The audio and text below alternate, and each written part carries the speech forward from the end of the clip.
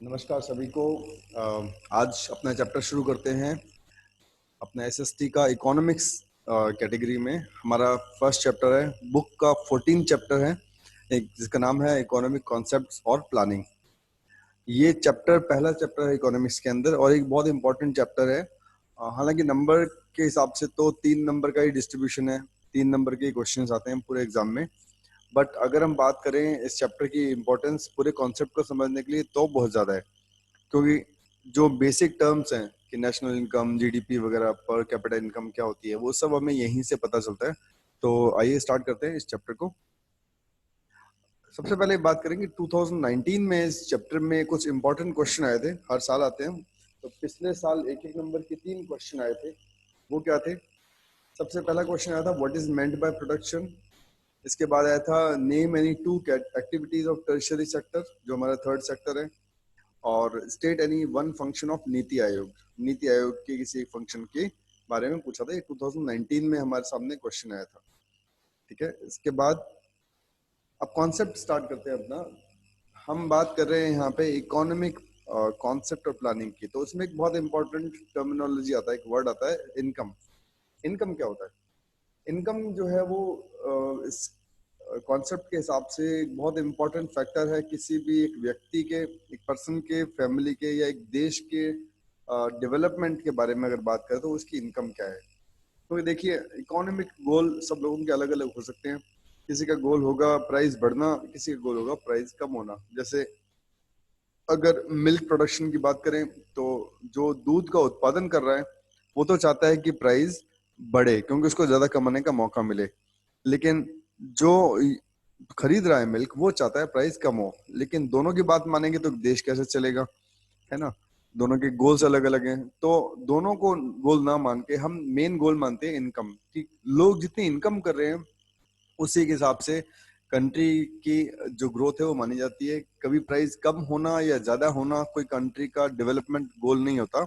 हमेशा आपकी इनकम कितनी है उसी से देश की इकोनॉमिक ग्रोथ को जांचा जाता है और परखा जाता है। इकोनॉमिक जो पर्सनल इनकम होती है वो इंसान की लाइफस्टाइल, यानी कि उसका रहन सहन का तरीका कैसा है, उसका सोशल स्टेटस कैसा है, उसकी मटेरियल लाइफ, यानी कि उसके घर में चीजें क्या क्या बसाई हुई है उसने, जैसे गाड़ी है, बंगला है उसके पास, फ्रिज है, टीवी है, मोबाइल है, कंप्यूटर है। तो उनको भी मेजर किया जाता है उसकी इनकम से ही, क्योंकि इनकम होगी तो ही ये सब चीजें आएंगी। उसके बाद उसके सोशल और इकोनॉमिक प्रोग्रेस भी इनकम से ही मेजर की जाती है। ठीक है, बात करते हैं हम नेशनल इनकम की। तो it is the total income earned by all the sources of production of the country in a financial year। Total जो इनकम कमाई है हमारे कंट्री में गुड्स और सर्विसेज को बेच के, वो जो इनकम है वो फाइनेंशियल, वो हमारी नेशनल इनकम है। पूरे कंट्री में जितना भी इनकम हुई है एक फाइनेंशियल ईयर का मतलब होता है 1 अप्रैल से लेके अगले साल के 31 मार्च तक। अभी इस बार का एग्जांपल लें तो हमारा फाइनेंशियल ईयर 2020 और 21 स्टार्ट हो चुका है। 1 अप्रैल 2020 से स्टार्ट हुआ है और 31 मार्च 2021 को फाइनेंशियल ईयर हमारा खत्म हो जाएगा। It is the monetary value of all the final goods. ये monetary value, monetary means money, money value. Final goods and services produced by all sources of production during a financial year in country. यानी कि country के अंदर जितने भी goods and services produce किए गए हैं उनकी कमाई की वैल्यू क्या है, वो हमारी नेशनल इनकम है। Need to calculate national income. क्यों नेशनल इनकम कैलकुलेट करने की जरूरत पड़ी है हमें, क्यों पड़ती है किसी कंट्री को? इंडिया का हिस्ट्री अगर देखें तो जो नेशनल इनकम है वो फर्स्ट कैलकुलेटेड बाय दादा भाई नौरोजी इन 1868। दादा भाई नौरोजी, जो इंडिया के ग्रैंड ओल्ड मैन भी बोलते हैं उनको, उन्होंने कैलकुलेट किया था 1868 के अंदर, यानी कि आजादी से भी करीब, आप ये देख लीजिए कि 80 साल पहले उन्होंने नेशनल इनकम को कैलकुलेट कर लिया था। तो इतने दूरदर्शी थे हमारे जो पूर्वज थे।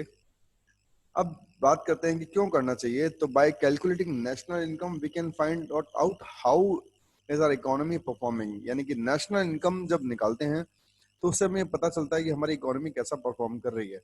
एक एग्जांपल लें अगर, तो एक पिछले साल में अगर मेरे कंट्री की नेशनल इनकम 10 करोड़ में थी, एक एग्जांपल लेते हैं, वैसे तो बहुत ज्यादा है हमारी नेशनल इनकम, 2.8 ट्रिलियन डॉलर की हमारी इकोनॉमी है इंडिया में।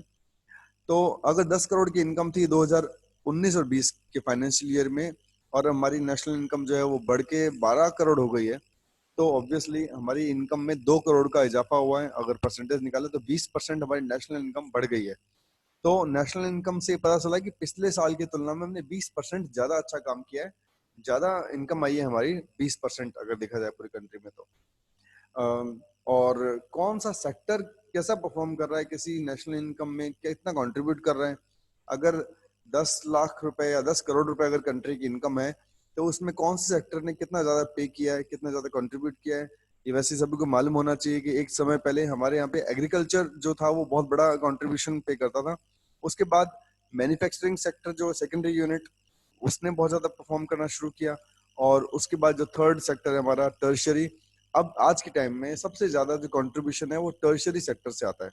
ठीक है, तो जैसा कि सबको मालूम होगा कि हमारे यहाँ पे 3 सेक्टर है हमारी इकोनॉमी के अंदर। वैसे किसी भी इकोनॉमी में 3 ही सेक्टर होते हैं। प्राइमरी सेक्टर जिसमें एग्रीकल्चर, फिशिंग और इसके अलावा माइनिंग का काम होता है। फिर मैन्युफैक्चरिंग सेक्टर जिसको सेकेंडरी यूनिट बोलते हैं, सेकेंडरी सेक्टर, जहाँ पे चीजों का निर्माण होता है। और थर्ड सेक्टर जो टर्शरी सेक्टर है, जहाँ पे जो भी चीजें निर्मित हैं उनकी सेवाएं दी जाती है, यानी कि सेल्स की जाती है, मार्केटिंग की जाती है। जैसे टीचर्स हैं, डॉक्टर्स हैं, ये कुछ प्रोडक्ट नहीं दे रहे हैं आपको, लेकिन ये क्या कर रहे हैं, ये सिर्फ आपको सर्विसेज देते हैं। सर्विसेज जो होती हैं वो सारी की सारी टर्शियरी सेक्टर में। और आज के टाइम में सर्विसेज जो है वो बहुत बड़ा सेक्टर है, इसीलिए टर्शियरी सेक्टर का कंट्रीब्यूशन इंडिया की जीडीपी में, नेशनल इनकम में बहुत ज्यादा है। अब बात करते हैं पर कैपिटा इनकम की। पर कैपिटा इनकम क्या होता है, एक सबसे ज्यादा इंपॉर्टेंट फैक्टर है। अब मैं बोलूंगा कि नेशनल इनकम से भी ज्यादा इंपॉर्टेंट फैक्टर है। कारण क्या है, अगर मेरी नेशनल इनकम जापान से ज्यादा है, लेकिन मेरी पर कैपिटा इनकम जापान से कम है, तो मेरा डेवलपमेंट जापान से कम है। इसको ऐसे समझें कि अगर एक कंट्री में 100 लोग हैं और दूसरे कंट्री में 40 ही लोग हैं, अगर 100 लोगों ने जो टोटल कंट्रीब्यूशन किया है, जितना कमाया है, 100 लोगों की जो इनकम है, वो अगर मैं 10,000 रुपए मानता हूँ कि 10,000 रुपए उन्होंने एक साल में कमाए हैं, वहीं 40 जो लोग हैं जिस कंट्री के अंदर, उन्होंने कितने कमाए हैं, सिर्फ 8,000 रुपए। तो उनकी नेशनल इनकम तो मेरे से 2,000 कम हुई, मेरी नेशनल इनकम उनसे ज्यादा है ना, 2,000 ज्यादा है। लेकिन अगर मैं उनका पर कैपिटा इनकम निकालूंगा तो काफी फर्क आएगा। पर कैपिटा इनकम कैसे फर्क आएगा, पर कैपिटा इनकम निकालूंगा तो पर कैपिटा इनकम का फॉर्मूला हमारे सामने है, national income divided by population. अब नेशनल इनकम जो मेरी 10,000 थी, उसको अगर 100 में लोगों में डिवाइड करता हूँ तो मैं 100 रुपीज की पर कैपिटा इनकम आती है, यानी कि एक व्यक्ति ने 100 रुपए कॉन्ट्रीब्यूट किए इस देश की इकोनॉमी के अंदर। वहीं मैं दूसरी कंट्री की इकोनॉमी की बात करूं तो 8,000 रुपए को मैं 40 लोगों में डिवाइड करता हूँ, तो जो पर कैपिटा इनकम आती है वो 200 रुपए आती है। इसका मतलब वहां पे लोगों ने ज्यादा बेहतर काम किया है। सिर्फ हमारी पॉपुलेशन ज्यादा होने से अगर हमारी नेशनल इनकम ज्यादा है तो ये कोई सही पैरामीटर नहीं है। इसीलिए सही पैरामीटर के लिए हम पर कैपिटा इनकम यूज करते हैं कि कितने लोगों ने पर कैपिटा यानी कि पर पर्सन के हिसाब से कितनी इनकम जनरेट हुई है, वो पर कैपिटा इनकम इसीलिए इंपॉर्टेंट पार्ट है। ठीक है, उसके बाद आता है हमारा जीडीपी। जीडीपी क्या है, देखिए GDP gross domestic product. GDP है कि जितनी वैल्यू का गुड्स और सर्विसेज प्रोड्यूस हुआ है कंट्री के अंदर पूरे फाइनेंशियल ईयर के अंदर, वो कंट्री का उसकी टोटल जो वैल्यू होती है वो जीडीपी होती है। तो जीडीपी दोबारा समझ लें कि कंट्री के अंदर जितने वैल्यू का गुड्स या सर्विसेज को प्रोड्यूस किया गया है पूरे एक फाइनेंशियल ईयर के अंदर, वो उस कंट्री का जीडीपी होगा, ग्रॉस डोमेस्टिक प्रोडक्ट। और ये नेशनल इनकम से ज्यादा कैसे है, जीडीपी उसका प्रोडक्ट और सर्विसेज का वैल्यू है, और जो नेशनल इनकम है उस वैल्यू से होने वाली कमाई जो है वो नेशनल इनकम है। ठीक है, तो अगर फॉर एग्जांपल मैंने एक साल के अंदर हम 4 लोगों ने मिलके जो है वो कमाए हैं, सॉरी जो प्रोडक्ट बनाए हैं वो 1 लाख रुपए के बनाए हैं, तो वो हमारी जीडीपी एक साल की। लेकिन अगर 1 लाख में से हमारे को 15,000 रुपए की इनकम हुई है तो वो 15,000 हमारी नेशनल इनकम है। और उस 15,000 को अगर हमने 3-4 लोगों में बांटा है तो करीब करीब 3700 रुपए के आसपास जो होगी वो हमारी पर कैपिटा इनकम होगी। इसको इस तरह से हम आराम से समझ सकते हैं। GDP is sum of all three sectors. GDP एक सेक्टर का टोटल नहीं है, जीडीपी तीन सेक्टर्स का टोटल है, प्राइमरी, सेकेंडरी एंड टर्शरी। और जीडीपी जो है वो कंट्री की इकोनॉमी को मेजर करने के लिए बहुत इंपॉर्टेंट फैक्टर होता है। जीडीपी से ही मैं पता लगा सकता हूँ कि कंट्री कोई ग्रोथ कर रही है या नहीं कर रही। तो जीडीपी एक बहुत ज्यादा इंपॉर्टेंट फैक्टर है। अभी तो आप सब लोग देख पा रहे होंगे कि जीडीपी की बहुत ज्यादा बुरी हालत होने वाली है। अभी 3-4 दिन पहले जर्मनी ने अपनी जीडीपी जो वो -10% रिकॉर्ड की है। इस पिछले क्वार्टर की जो जीडीपी है वो -10%। जर्मनी +10% से भी ज्यादा ग्रोथ करने वाला कंट्री है, दुनिया के बहुत फास्ट। इंडिया से एक नंबर पहले आता है जर्मनी का। इंडिया चौथे नंबर पे है इकोनॉमिक ग्रोथ के मामले में, और जर्मनी थर्ड नंबर पे है। तो सोचिए कितनी तेज इकोनॉमी है जर्मनी हमसे, लेकिन उसने -10% की जीडीपी ग्रोथ रिकॉर्ड की है। यानी कि जितना पिछले क्वार्टर में, क्वार्टर मतलब पिछले 3 महीनों में कमा रहे थे, उसकी तुलना में जस्ट पिछले जो अभी मार्च में जो 3 महीने खत्म हुए हैं, उसमें उन्होंने 10% कम का प्रोडक्ट बनाया है। यानी कि प्रोडक्शन ही नहीं हो रहा कंट्री के अंदर कोरोना वायरस की वजह से।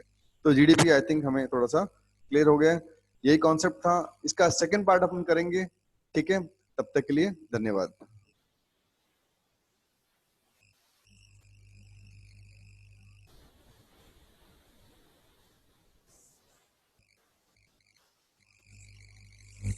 ओके, सेकंड पार्ट हम मोस्ट प्रॉब्ली कल इंस्टॉल कर देंगे। तो आप सब लोगों को धन्यवाद उसके लिए।